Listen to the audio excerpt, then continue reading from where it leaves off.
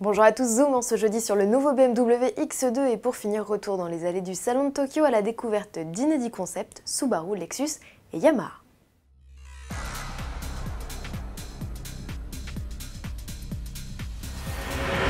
Vous connaissiez le X6 et le X4, laissez-nous vous présenter le X2. BMW enrichit sa gamme de SUV avec un dérivé coupé du X1. Les deux modèles citadins partagent la même plateforme, mais pas les mêmes dimensions. Le nouveau venu est 8 cm plus court et 7 cm plus bas. Il se la joue clairement plus sportif et notamment dans cette finition M-Sport. Comme sur le concept révélé au Mondial de Paris 2016, le X2 de série a conservé le sigle BMW dans ses montants arrière, un clin d'œil aux 3 litres CSL confie le constructeur.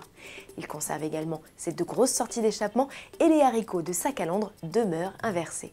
Dans l'habitacle, rien de révolutionnaire comparé au X1, les équipements seront d'ailleurs sensiblement les mêmes. Quant à l'habitabilité, elle devrait rester correcte même si le volume de coffre se voit légèrement diminuer. Le X2 sera proposé au lancement avec 4 niveaux de finition, dont 2 versions sportives qui bénéficient d'office d'une hauteur de caisse réduite, de suspension raffermie et de jantes 19 pouces.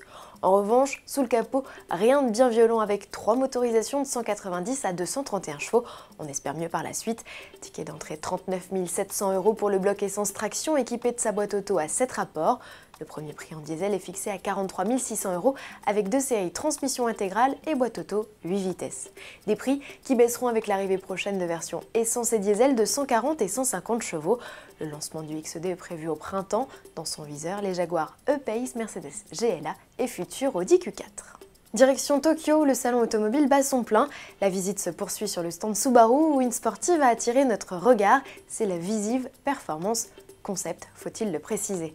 Cette descendante de l'Impreza WRX STI, l'aileron arrière en moins, bénéficie d'une carrosserie bodybuildée en partie composée de panneaux en fibre de carbone. Trahie par ses quadruples sorties d'échappement intégrées dans un imposant diffuseur, la Visive Performance a préféré une motorisation thermique à l'électrique. Le constructeur n'annonce ni puissance ni performance. Il n'y a plus qu'à espérer que la sportive de série conserve ses lignes et ne devienne pas aussi insipide que sa devancière, pourtant préfigurée par un superbe concept. Chez Lexus, pas question de parler de sportive, surfant sur la grande tendance du moment, la LS Plus est un concept présentant les technologies autonomes du constructeur, un domaine sur lequel il n'était pas le plus avancé.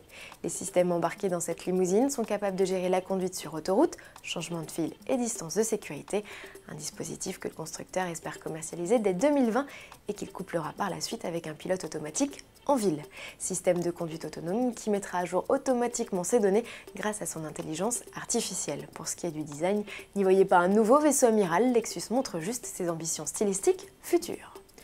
Du côté de chez Yamaha, le salon de Tokyo est l'occasion de présenter un nouveau véhicule. Si vous connaissez surtout le constructeur pour ses deux roues, sachez qu'il travaille activement à la création d'une gamme de véhicules avec Gordon Murray, le papa de la McLaren F1.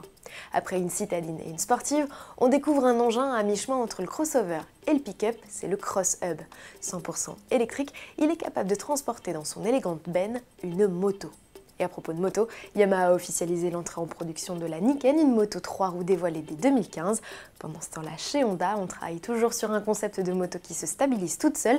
Cette fois, c'est une version électrique du 2 roues qui a été présentée au salon de Tokyo. On vous donne rendez-vous dès demain pour découvrir intégralement le nouveau Citroën C4 Cactus et continuer notre visite du salon automobile japonais. À demain.